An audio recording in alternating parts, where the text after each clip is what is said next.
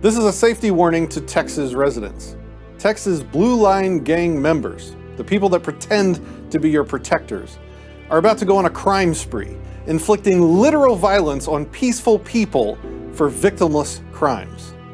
In what they are calling the 9th annual Great Texas Warrant Roundup, 154 law enforcer cells are planning and executing a mass attack on people accused of breaking immoral laws that punish you for peaceful behavior that creates absolutely no victims or damage of any kind. Law in this country and in this state long ago departed its ethical constraints, if it were ever bound by any to begin with. And yet those supposedly in charge of protecting us, rather than standing up to these erosions of justice on our behalf, continue to blindly enforce every evil regulation and backward set of controls passed by our sycophantic political ruling class, with no regard for right and wrong. These zombies are trained to hold the law above all, an end unto itself. They will never wake up to the fact that there is a difference between what is law and what is good and evil. They unerringly side with the law, even when it's evil to do so. That, my fellow Texans, is an actual crime. People are beginning to see through their pathetic attempts to pass off their own moral agency, to get rid of and hide their own ethical responsibility and culpability by saying things like, "I'm just doing my job," or "I'm just enforcing the law, I can't do anything about it. If you don't like it, get the politicians to change it." No! I will not let you get away with that nonsense. Even soldiers fighting battles are held to account for their war crimes, even those they were ordered to carry out. If you use your brain and your body to do actual evil, then you are the first and most responsible person for those actions. Evil like this massive warrant roundup, where they stop actively seeking out the real criminals hurting people and property, and spend the month caging people that have hurt no one and nothing. The absurdity of the logic. In order to keep you safe, peaceful citizen, I will chase you down and rob you. If you refuse to pay my extortion or resist my attempts to chase you down, I will escalate up to the point of deadly force. They are willing to murder you to keep you safe. And worse, they think they are the good guys for doing it.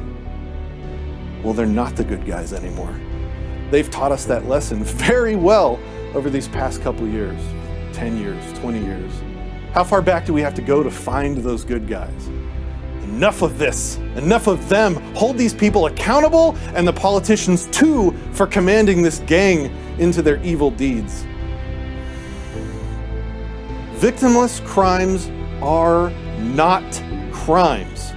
Enforcing bad laws, threatening and extorting and controlling peaceful people makes you the criminal in need of caging and punishment.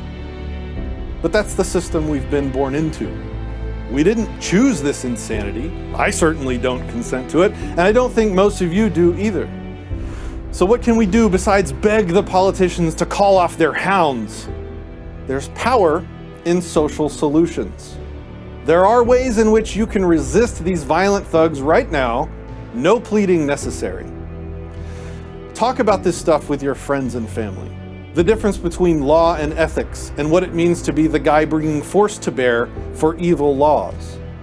Most people have never even thought about this stuff, but of course not. Why would the system teach you the tools that you need to realize what it was doing to you was wrong? Stop tolerating people's acceptance of attacking people for non-crimes, crimes with no victim or property damage. Do not associate with members of this gang.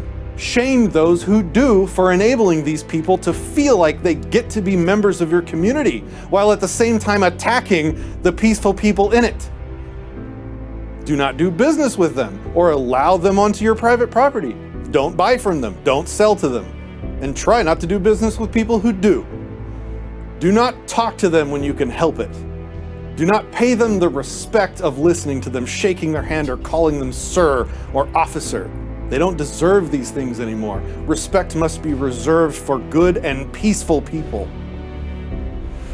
I'm tired of being constantly threatened and extorted. I'm tired of my family and my friends getting attacked, stolen from, injured, and caged by this gang that so effectively cloaks themselves in the cover of self-sacrifice and heroism and law and order. You own yourself. And as long as you're respecting the equal rights of those around you, as long as you aren't hurting people or damaging their stuff, no one, no government, no gang of heroes, no person or group of people has the right to so much as touch you for merely behaving in a way they don't approve of. They are not heroes.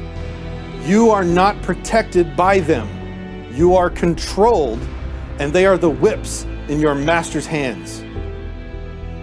I'm fighting for your self-ownership and your right to be safe from assaults exactly like these by creating content like this for you to share. I'm also running for not governor of Texas.